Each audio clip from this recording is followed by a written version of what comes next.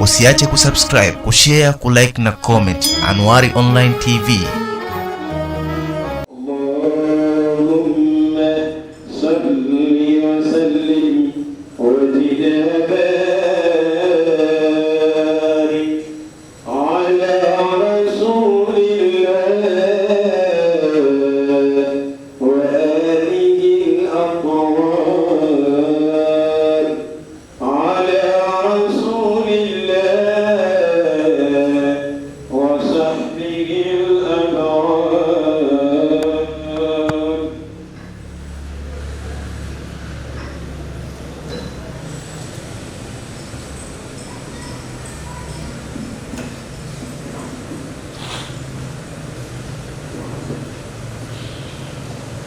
صدق الله العظيم.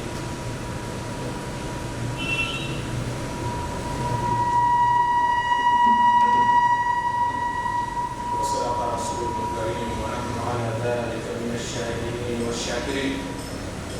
اللهم افتح لنا ابواب رحمتك وعزائم مغفرتك والفوز بالجنه والنجاه من النار. اللهم احسن عاقبتنا في الامور كلها واجرنا من خزي الدنيا وعذاب الاخره. اللهم نور قلوبنا بالقران وزين اخلاقنا بالقران ونجنا من النار بالقران برحمتك يا ارحم الراحمين. ان شاء الله kwa uwezo wake Mwenyezi Mungu mtukufu, leo tutaanza tafsiri ya mwanzo katika sura ya mwanzo katika kitabu cha Mwenyezi Mungu mtukufu, nayo si sura nyingine, ni sura Al-Fatiha. Kwanza kabisa nawashukuru wote ambao mlikuwa nami katika kipindi kigumu, hasa uongozi wa msikiti, waumini, dua zenu na faraja zenu kwa ujumla. Nawashukuru sana Mwenyezi Mungu Subhanahu wa Ta'ala kulipeni kila la kheri. Inshallah tutaanza tafsiri ya sura Al-Fatiha siku ya leo, sura ambayo ndio sura ya kwanza ambayo Allah Subhanahu wa Ta'ala ameanza kufungua kitabu chake kitukufu kwa sura Al-Fatiha. Sura hii ndio sura kubwa zaidi katika kitabu cha Allah Subhanahu wa Ta'ala, kiasi kwamba sura hii inalingana uzani wake na Qur'ani yote, kama alivyosema Mwenyezi Mungu, walaqad atainaka sab'an min al-mathani wal Qur'ani al-azim. Hakika Muhammad tumekupa sab'an min al-mathani. Sab'an min al-mathani ni aya 7 za kumsifu Allah Subhanahu wa Ta'ala ambazo zinapatikana katika sura Al-Fatiha. Wal Qur'ani al-azim, kwa maana wengine mufassirin wakasema ni wao al-musawa, kwa maana ukiuana mizani yako kisha ukauiweka sura Al-Fatiha na ukaweka Qur'ani nyingine upande mwingine, basi uzani utakuwa sawa sawa. Kwa maana hiyo katika sura Al-Fatiha kuna Qur'ani yote. Qur'ani ambacho ni kitabu kimeteremka katika mwezi mtukufu wa Ramadhani, kitabu ambacho hakuna mwanadamu ambaye ana Allah Subhanahu wa Ta'ala alimruzuku ukifahamu kwa kina kitabu cha Allah Subhanahu wa Ta'ala ambacho ni Qur'ani. Kila mwanadamu Allah Subhanahu wa Ta'ala, msomi wa dini, Allah amempa wepesi wa kusoma na kufahamu maana yake, lakini bado sisi wasomi na wasiokuwa wasomi hawajafikia kiwango cha juu cha kufahamu Qur'ani Karim. Yani jalia hata kama Mwenyezi Mungu Subhanahu wa Ta'ala atakupa ufahamu wa kuifahamu tafsiri aya moja mara 1000, hutoweza kufikia maana ya kufahamu kitabu cha Allah Subhanahu wa Ta'ala. Kwa nini huwezi kufikia? Kwa sababu Mwenyezi Mungu Subhanahu wa Ta'ala, Qur'ani ni maneno yake na maneno yake ni katika sifa yake. Hivyo ikiwa sifa za Mwenyezi Mungu hazina kiwango maalum, hivyo maneno yake hayana kiwango maalum, na Qur'ani ni katika maneno yake Allah Subhanahu wa Ta'ala. Yeye Mwenyezi Mungu akasifu maneno yake na akasifu sifa zake aliposema, walau anna ma fil ardi min shajaratin aqlam wal bahru yamudduhu sab'atu abhurin ma nafidat kalimatullah. Allah anasema kama katika ardhi yote hii, walau annama fil ardh min shajaratin aqlamin, kama katika ardhi yote hii ukichukua miti yote, kila aina ya mti unaojua wewe ukauchukua, kisha katika ule mti ukatengeneza kalamu, yalia katika mti mmoja upate kalamu 1000 katika mti mmoja. Katika miti yote duniani utengeneze kalamu. Walbahru yamudduhu min ba'di sab'ati abhuri, kisha ujalie wino wa kuandika iwe ni bahari saba. Allah subhanahu wa ta'ala akasifu abhuri, yani kwa maana kuna bahari na viti bahari. Yani kwa maana gani? Kwa maana hata kama wino wa kuandikia maneno ya Mwenyezi Mungu au kuzitaja sifa zake ingekuwa ni bahari zote saba, Mwenyezi Mungu Subhanahu wa Ta'ala anasema ma nafidat kalimatullah, maneno ya Mwenyezi Mungu yasingemalizika, sifa za Allah Subhanahu wa Ta'ala zisingemalizika. Kwa hivyo kama ilivyo sifa za Allah Subhanahu wa Ta'ala hazina mwisho, na maneno yake ambayo ni Qur'an tukufu, sisi binadamu hatuwezi kufikia kilele cha mwisho wake katika kufahamu kitabu chake cha Allah Subhanahu wa Ta'ala. Na katika taufiki kubwa kwa mwanadamu ni kufikishwa kukisoma na kukitafiti kitabu cha Allah Subhanahu wa Ta'ala. Al-Imam Al-Qurtubi, mmoja kati ya wafasiri wa Qur'an, katika mwanzo wa kitabu chake cha Tafsiri Jami, anasema walamma kana hadha al-kitab, walamma kana hadha al-kitab, pindi ilipokuwa Qur'ani hii, pindi ilipokuwa Qur'ani hii, walamma kana hadha al-kitab. Qur'an gani ambayo nazala bihi al-aminu samai, al-aminu samai, pindi ilipokuwa Qur'ani hii ambayo ameteremsha muaminifu wa mbinguni, ala amini al-ardh, kumteremshia muaminifu wa ardhini, azamtu an ufniya fihi hayati, nikazimia kutumia maisha yangu yote ukisoma, ukitafiti, ukifanyia kazi kitabu cha Allah Subhanahu wa Ta'ala. Pindi tu nilipofahamu, yani wasifu wa Qur'an, yeye akausifu kwa maneno mawili tu, kwamba wasifu wake wa Qur'an ni kwamba nazala bihi al-aminu sama ala aminu al-ardh, yani Qur'an hii katika waaminifu wote wa mbinguni ambaye anajulikana ni Jibril alayhi salatu wasalam. Ndio Mwenyezi Mungu anasema nazala bihi ruhul amin ala qalbika litakuna minal mundhirin. Qur'ani ambaye ameteremsha nani? Mwaminifu ambaye ni Jibril. Allah Subhanahu wa Ta'ala akamsifu kwamba ar-ruh ni Jibril, lakini al-amin ni mwaminifu, yani mutwa'in thumma amin. Mutwa'in, Jibril ni mwenye huko mbinguni. Kisifa jambo gani limefanya tiwe? Amin ni mwaminifu katika kutekeleza yale ambayo Mwenyezi Mungu Subhanahu wa Ta'ala amemwamini kwayo, ikiwemo kuteremsha kitabu hiki cha Qur'anul Karim. Hivyo al-Imam Al-Qurtubi anatuambia walamma kana hadha al-kitab, pindi nilipofahamu, pindi nilipojua na nilipodiriki kwamba Qur'ani hii nazala bihi al-aminu sama, amekiteremsha mwaminifu wa mbinguni, ala amini al-ardh, aliyekiteremsha ni mwaminifu wa mbinguni na aliyeteremshiwa ni mwaminifu wa ardhini. Azamtu an ufniya fihi hayati, niliazimia kutumia maisha yangu yote katika kukisoma kitabu cha Allah Subhanahu wa Ta'ala. Hivyo kitabu hiki kina nafasi kubwa katika maisha ya Muislamu, kwani ndani yake ni shifa, ndani yake ni mwongozo, ndani yake ni visa vya mazingatio, ndani yake ni liwazo kwa watu wenye mawazo, watu wenye mtihani.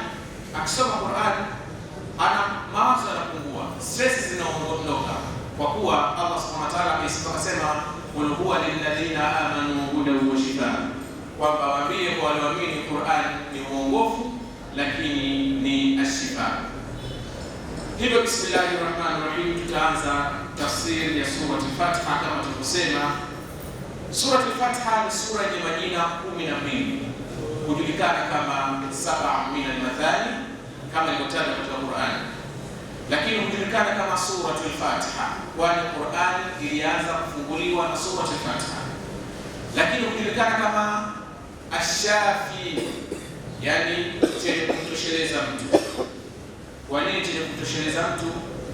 Al-Imam Ibn al-Qayyim al-Jawzi pindi alipopata na matatizo ya maradhi, basi anasema yeye sura al-Fatiha ilimtosheleza katika kutatua matatizo yake ya maradhi. Hivyo hivyo Imamu Malik bin Anas. Lakini sura al-Fatiha ndio sura kubwa zaidi katika Qur'an tukufu, yani kwa maana ukitaka kuijua Qur'an unasoma sura al-Fatiha. Lakini pia hujulikana kama as-swala. Kwa nini hujulikana kama swala? Kwa maana swala ya Muislamu haisihi bila kuisoma sura al-Fatiha. Yani mtu atakuwa na uwezo wa kusoma Qur'an yote katika swala yake, lakini asiweze kusoma sura al-Fatiha, basi swala yake haikubaliki. Hivyo katika majina sura al-Fatiha huitwa pia as-swala, kwa maana ndio swala, na tukaambiwa as-salatu imaduddin, swala ndio nguzo katika dini. Na nguzo katika dini maana yake ni Fatiha, kwa maana huitwa pia Qur'an, huitwa pia sura al-Fatiha ummul kitab, kwa maana ya mama wa kitabu. Kwa hivyo utaona jinsi gani sura al-Fatiha ilivyokuwa na nafasi kubwa katika maisha ya Muislamu. Sura al-Fatiha ndio sura ambayo wakati wa kuteremka kwake Allah subhanahu wa ta'ala aliteremsha malaika maalum wa kuiteremsha sura al-Fatiha. Inajulikana wahi kuteremshwa na Jibril, lakini sura al-Fatiha wakati inateremka iliteremka na Jibril pamoja na malaika maalum, tofauti na sura yote katika Qur'ani. Akasema Abdullah ibn Abbas radhiyallahu anhu, hakika Mtume Muhammad sallallahu alaihi wasallam sami'a naqiban min as-sama', alisikia sauti yenye ukelele kutoka mbinguni. Baada ya kuangalia mbinguni akiwa pamoja na malaika Jibril, kisha Jibril akamwelekeza Mtume Muhammad sallallahu alaihi wasallam kuelekea mbinguni, akamwambia hadha babun min abwabi as-samaa lam tuftah min qabl wa futha al-yawm. Angalia Mtume Muhammad, huo mlango katika milango ya mbinguni, lam tuftah min qabl wa futha al-yawm, mlango huo haujafunguliwa kabla, umefunguliwa leo. Kisha Muhammad sallallahu alaihi wasallam akaona mlango wa mbinguni unafunguliwa, kisha wanazala almalaku min hadha albab, kisha akateremka malaika kutoka mbinguni mpaka kwa bwana Mtume Muhammad sallallahu alaihi wasallam, akiwa amekaa pamoja na malaika Jibril na malaika mwingine. Wengine wanasema ni Mikail, wengine wanasema ni malaika mwingine. Huyu malaika alipofika kwa Mtume Muhammad akaomba idhini kwa Jibril, kisha akamsalimia bwana Mtume Muhammad sallallahu alaihi wasallam. Baada ya kumsalimia akamwambia, leo laqad utita sab'an min al-mathani wa qawatim al-baqara, yani siku hiyo iliteremka sura al-Fatiha, kisha zikateremka aya za mwisho katika sura al-Baqara, amana rasulu bima unzila ilayhi min rabbih, mpaka mwisho.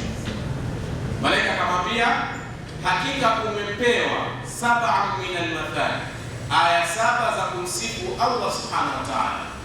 Aya hizo hajapewapo mtume mwingine isipokuwa umepewa wewe bwana Mtume Muhammad sallallahu alaihi wasallam. La taqra'u minha harfan illa utita, hakuna yeyote katika umma wako atakayesoma sura al-Fatiha kwa makusudio yoyote isipokuwa atapewa fadhila za sura al-Fatiha.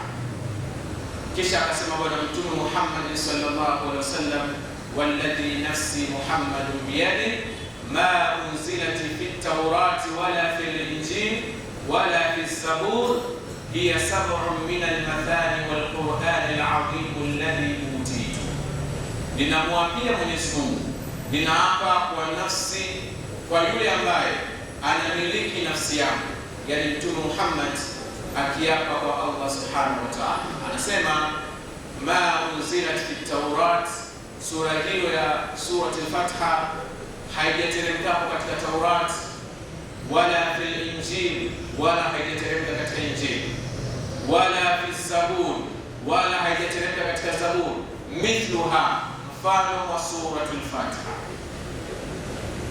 Hiya sab'un min al-mathani wal Qur'an al-azim alladhi utitu, nayo ni sio sura nyingine ambayo hakupewa Musa, hakupewa Isa, hakupewa Ibrahim, hakupewa Daud, hakupewa Suleiman, hakupewa mtume yote, bali akapewa Bwana Mtume Muhammad sallallahu alaihi wasallam. Ndio Mwenyezi Mungu anasema walaqad atainaka sab'an min al-mathani wal Qur'an al-azim, hakika Muhammad tumekupa sab'an min al-mathani, tumekupa suratul Fatiha wal Qur'an al-azim, na Qur'ani iliyokuwa tukufu. Nini maana? Ukiona ni walaqad atainaka sab'an min al-mathani wal Qur'an al-azim, aya hiyo inazungumzia katika wakati ya mtume katika hali ya subra na hali ya maudhi. Kisha mtume anaambiwa ikiwa labda Isa alikuwa miujiza mbalimbali, Musa alikuwa miujiza mbalimbali, lakini wewe hatukupa muujiza mkubwa, bali tulikupa kitu kimoja tu, tulikupa suratul Fatiha na tukakupa Qur'an ambayo hatukumpa yoyote katika mitume wetu. Kwa hivyo Qur'an au suratul Fatiha nafasi yake ni kubwa kuliko muujiza aliyopewa Musa, nafasi yake ni kubwa kuliko muujiza aliyopewa Isa bin Maryam, nafasi yake sura hii ni kubwa kuliko kitabu chochote ambacho Allah subhanahu wa ta'ala amekiteremsha kwa waja wake. Kwa nini siwe hivyo? Kwa nini siwe hivyo? Ni lazima iwe hivyo kwa kuwa Qur'an, aliyepewa Qur'an ni mtume wa mwisho, ni mtume ambaye Allah subhanahu wa ta'ala anasema wa muhaiminan alayhi. Qur'an kitabu chake kimekuja kufuta vitabu vingine vyote vilivyotangulia sheria zake, na au hakiman alayhi, kimekuja kuhukumu vitabu vingine vilivyotangulia kabla Taurat, Injili na Zaburi. Vitabu vyote vilivyoteremka vinahukumiwa na nini? Na Qur'an tukufu.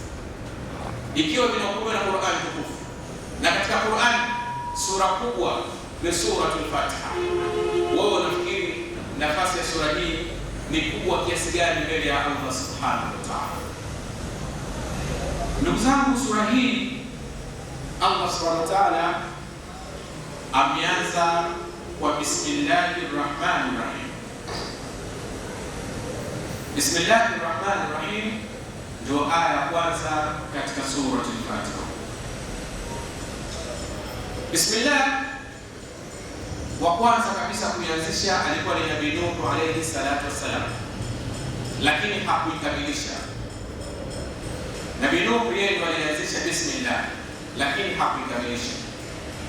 Pindi ambapo alipotengeneza safina lake na maji yakatoka chini ya ardhi na mengine yakatoka juu ya mbingu, Mungu anasema fafatahna abwaba samai bima'in munhamir, akafungua milango ya mbingu kwa maji mengi, wafajjarna al-ardha uyunan faltaqa al-ma'u ala amrin qad qadir, kisha akatoboa ardhi kwa chemchemi ya maji mengi yanayotoka, maji ya juu na ya chini yakakutana.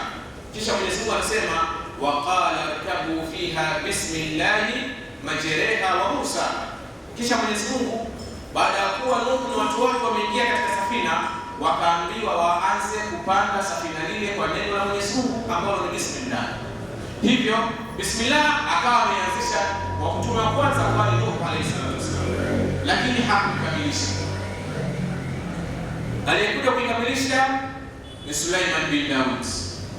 Suleiman bin Daud yeye barua zake zilikuwa zikiandikwa ili kujua barua hii imetoka kwa Suleiman, basi ule muhuri wa Suleiman ulikuwa umeandikwa bismillahir rahmanir rahim. Kwa hivyo aliwa na mume wake na kupata kizazi chema, anatakiwa alitaje neno hili la bismillah. Ukitaka kwa jambo lolote la kheri, unaanza na bismillahir rahmanir rahim. Hivyo Allah akaifanya ndio aya ya kwanza kabisa katika sura al-Fatiha. Katika sura zingine bismillah sio aya, haihesabiki kama ni aya, bali inahesabika tu kama ni dua ya ufunguzi katika sura zingine katika Qur'an. Ndio maana tunaona katika sura zingine katika Qur'an, katika wale wanaosoma qiraa cha Hafs, katika sura zingine utaona bismillah haiandikwa kama ni namba moja. Utaona tu bismillahir rahmanir rahim imeandikwa namna hii, lakini sio aya. Lakini ukiona katika sura al-Fatiha bismillahir rahmanir rahim imeandikwa ni moja.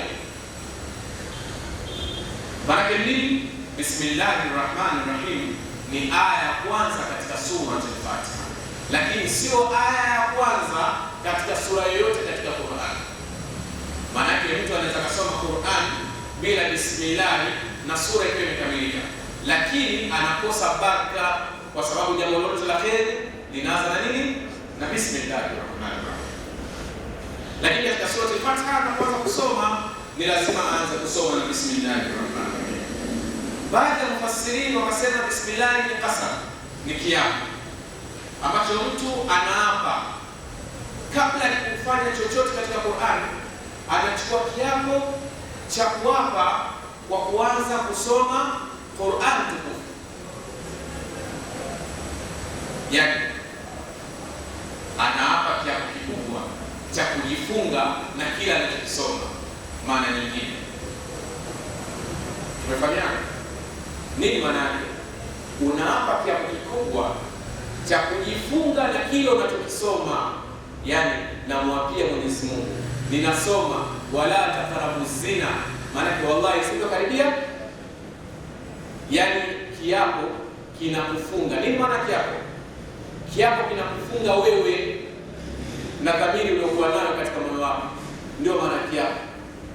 Mtu anapofanya kiapo, maana anajifunga na jambo fulani. Wallahi wa billahi, sijasema hivyo. Maana anajifunga kwamba kile alichotuhumiwa nacho ni uongo. Wallahi wa billahi, mimi sijamkataza. Kwa hivyo unapoanza kusoma Qur'an ukaanza na bismillahir rahmanir rahim, maana nini?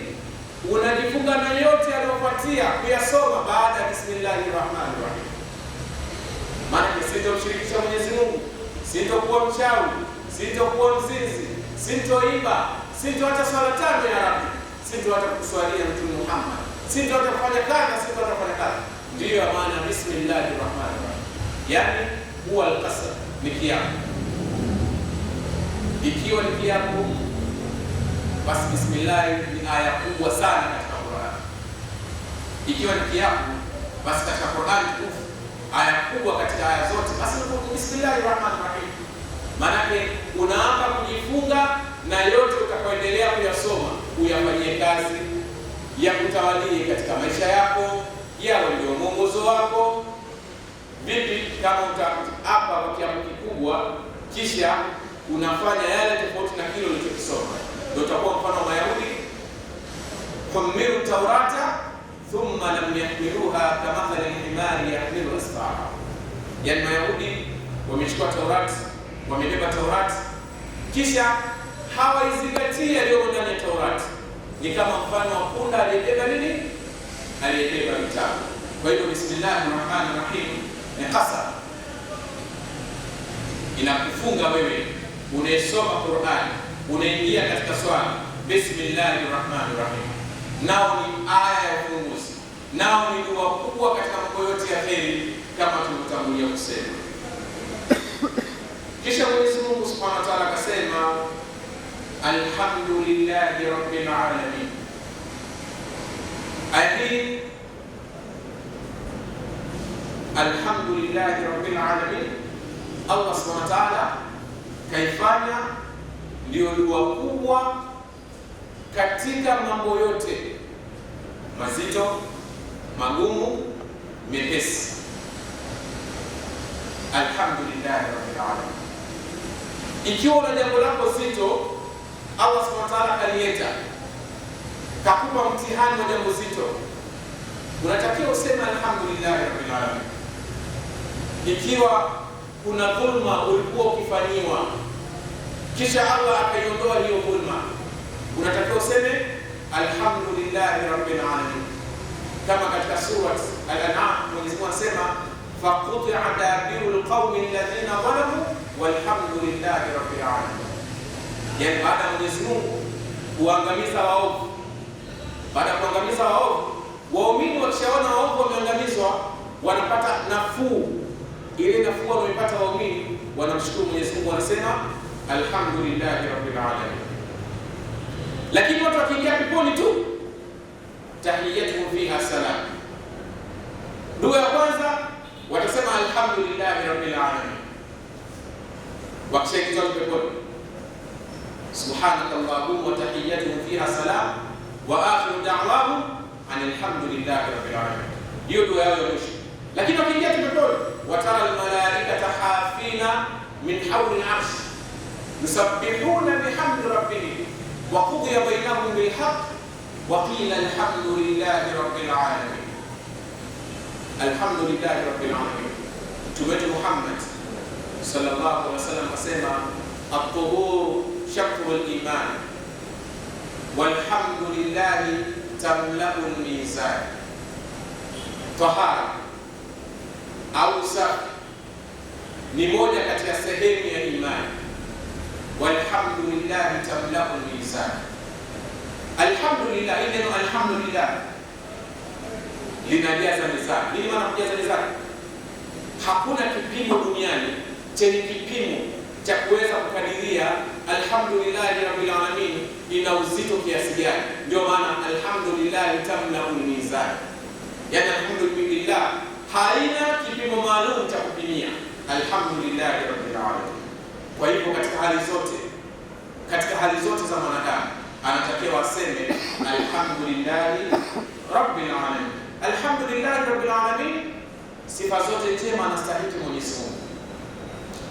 Katika lugha ya Kiarabu neno linapokuja katika masdar, yani katika lugha ya Kiarabu kuna kitu kinaitwa jumlatul ismiya wa jumlatul fi'liya. Kwa Kiswahili ni hivi: ukiwa unaongea sentensi, kuna sentensi ambayo imetengenezwa na vitendo na kuna sentensi ambayo imetengenezwa na majina. Tunafahamiana? Ukiwa unaongea sentensi, kuna sentensi iliyotengenezwa na vitendo na kuna sentensi iliyotengenezwa na majina. Katika lugha ya Kiarabu, sentensi iliyotengenezwa na majina ni sentensi yenye nguvu zaidi kuliko sentensi iliyotengenezwa na vitendo. Kwa hivyo, ukiona aya imekuja na jumlatul ismiya, yani sentensi yake imetengenezwa na maneno, ujue aya hiyo ni afsah na ablah kuliko aya ambayo imetengenezwa na vitendo. Kwa hivyo aya hii alhamdulillahi rabbil alamin ni jumlatul ismiya, ni jumlatul ismiya, ni sentensi iliyotengenezwa kwa majina. Tena akasema alhamdu. Ilikuwa isemeje? Kwa sababu wewe una swali, utakiwa useme ahmadullah. Kwenye Injili na kwenye Zaburi na kwenye Taurati wanasema tunamhimidi Mwenyezi Mungu au ninamhimidi Mwenyezi Mungu, lakini kwenye Qur'an hakuna ahmadullah. Katika kitabu kutangulia tunamhimidi Mwenyezi Mungu, ninamhimidi Mwenyezi Mungu, lakini katika Qur'an hakuna ahmadullah, hakuna, bali kuna alhamdulillah. Tunajua tofauti yake ni hii: ukisema ninamhimidi Mwenyezi Mungu, kabla ya hapo ulikuwa haumhimidi.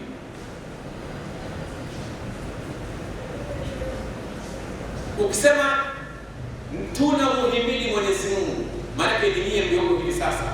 Je, watakokuja baada yake? Lakini ukisema alhamdulillah, maana yake ni masdar, sio wakati, sio zama fulani, sio hali fulani.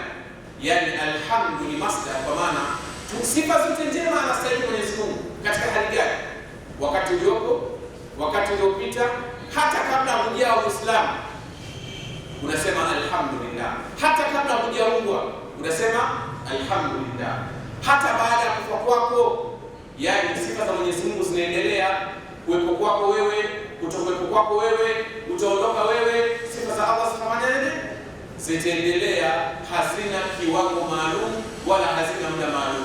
Ndio maana ya alhamdulillah, unamhimidi Mwenyezi Mungu kwa kusema alhamdulillah, sio ahmadullah, sio ninamhimidi Mwenyezi Mungu wewe kwa wakati huu, kwa wakati ujao pengine unaweza usiwepo. Yani sisi tunaambiwa bal tuthiruna alhayata ad-dunya, tunapenda sana maisha ya dunia. Dunia ni hii sayari ambayo tunakaa sisi, lakini Allah hakujisifu uwezo wake na ulezi wake na utendaji kazi wake kwamba ni wa duniani peke yake, bali akasifu utendaji kazi wake ni wa ulimwengu, si wa dunia. Nini maana ulimwengu? Yani dunia ni sehemu ndogo tu ya ulimwengu huu mkubwa ambao Allah Subhanahu wa Ta'ala tunaishi ndani yake. Tunafahamiana? Sayari yetu ya dunia katika zile mfumo wa solar system ni sayari ndogo sana. Sayari ya Jupiter kwa sayari ya dunia, sayari ya Jupiter ni mara 1300. Yani ili dunia lingane na Jupiter zinahitajika dunia 1300 ili kulingana na Jupiter. Lakini sayari hii ya Jupiter kwa jua inaingia mara 1000. Yani zinahitajika dunia milioni 1.3 ili kulingana na jua moja. Lakini angalia sisi tunaliona jua katika nafasi ya ulimwengu, katika space. Tunaliona jua liko mbali, jua Allah Subhanahu wa Ta'ala amelipeleka mbali zaidi ya kilomita milioni 150. Lakini tunaliona ni kitu kidogo kilichoko mbali. Angalia hiyo nafasi yote iliyokuwa kubwa ambayo haina mwanzo wala mwisho, ambayo jua inaonekana imechukua nafasi ndogo tu katika anga. Tutafahamiana? Lakini bado zamani, wakati wanafunzi tunasoma jiografia zamani, tulikuwa tunajua dunia, ulimwengu ni solar system na planets zingine. Yani solar system maana ni jua na sayari zake na vile vimondo pamoja na dunia. Zamani tulikuwa tunajua hivyo. Lakini leo tunaambiwa kuna galaxy. Galaxy ni group of solar systems. Yani zamani tulikuwa tunasoma solar system, arrangement of the planets, yani ni mfumo wa jua na sayari zake zinazozunguka jua. Ndio tulikuwa tunajua ulimwengu ni jua na mfumo wa jua na sayari zinazozunguka jua. Ndio ulimwengu ulikuwa umeishia hivyo zamani. Lakini kumbe huu mfumo wa jua wa solar system ni sehemu ndogo tu katika galaxy. Yani katika galaxy kuna solar system zaidi ya mabilioni zipo katika anga. Lakini na hizo mifumo ya galaxy ambayo ni zaidi ya mabilioni, na yenyewe imeungana, mifumo ya galaxy ni mingi zaidi ya mabilioni, wanaita Milky Way. Milky Way ni mfumo mkubwa wa anga ulioko katika anga unaelea juu, ambao ni mkubwa, yani una sayari kubwa na una nyota kubwa na nyingi na mabilioni ambazo zinazaliwa kila siku. Yani usema katika mfumo wa anga wa ulimwengu kuna nyota ambazo zipo na kuna nyota ambazo zinazaliwa kila siku ya ulimwengu unapoenda. Kuna nyota zinazaliwa. Na ulimwengu huu tunaoishi, acha hii dunia, katika ile space ya nje ya dunia, tunaambiwa kuna nini? Yani ulimwengu bado unazidi kuwa ni mkubwa. Rabbil alamin. Zamani walikuwa wanasema ni static universe. Static universe. Dunia ilipoumbwa ikabaki, sio dunia, ulimwengu ulipoumbwa ulibaki vile vile ulivyokuwa, ndio static universe. Zamani walikuwa wanasema hivyo. Baada ya mwaka 1930 wakagundua ulimwengu bado unakuwa, yani masafa yake yanaongezeka, yani kama pulizio na kulipuliza, ndio ulimwengu unazidi kuongezeka. Nadharia iliyopo hivi sasa inaitwa expanding universe. Expanding universe. Expanding universe ni nadharia inakubali kwamba ulimwengu tunaoishi ndani yake leo ni ulimwengu ambao unaongezeka, masafa yake na ukubwa wake unaongezeka. Ndio Mwenyezi Mungu akasema wasamaa banainaha biaidin wa inna lamusiun. Aya hii zamani wakisoma watu walikuwa waelewi, lakini sasa hivi wanaelewa. Walikuwa wanasema Static Universe, wakisoma aya hii wanakuta aya hii watangulia zaidi ya miaka 1400. Yaani Mwenyezi Mungu anasema wasamaa banainaha biaidin wa inna lamusiun. Allah anasema na mbingu tumeziumba kwa nguvu sana, wa inna lamusiun, na hakika sisi hiyo mbingu tunazidi kuifanyaje? Kuitanua ukubwa wake na masafa yake. Kwa hiyo mpaka sasa hivi tuko ulimwenguni, masafa ya mbingu yanaongezeka kilomita na kilomita huko katika space. Na zamani ilikuwa ni rahisi sana kuona mwezi mwandamo. Zamani ilikuwa ni rahisi sana kuona mwezi mwandamo kwa macho ya kawaida. Zamani utasikia mwezi na hapakuwa na tofauti sana, japo zilikuwepo ila hazikuwa sana. Ilikuwa ni rahisi kuonekana kwa mwezi mwandamo zamani, miaka 1400 iliyopita. Siku hizi hata ukisikia Saudia au watu wanaona mwezi, pengine wameuona kupitia vyombo vya kukuzia nini uoni. Mungu anasema wal qamara qaddarnahu manazil hatta aada kal urjuni al qadim, na mwezi tukaukadiria manazil, vituo vyake, mpaka leo anasema aada kal urjuni al qadim, mfano wa ule, yani ule uzi wa mti wa mtende uliokuwa mwembamba sana. Kwa hivyo ukisema alhamdulillahi rabbil alamin, ujue umesimama mbele ya Mwenyezi Mungu. Allah ni sifa zipi? Mwendeshaji wa mambo duniani, huko mbinguni, katika space. Naye Allah ni mkubwa kuliko chochote kile, na vitu vyote vinamtegemea, na hakuna chochote ambacho kinamtegemea yeye Allah subhanahu wa ta'ala. Keshia hapo kutokana na wakati. Subhanakallahumma wa bihamdika, nashhadu an la ilaha illa anta, nastaghfiruka wa natubu ilayk.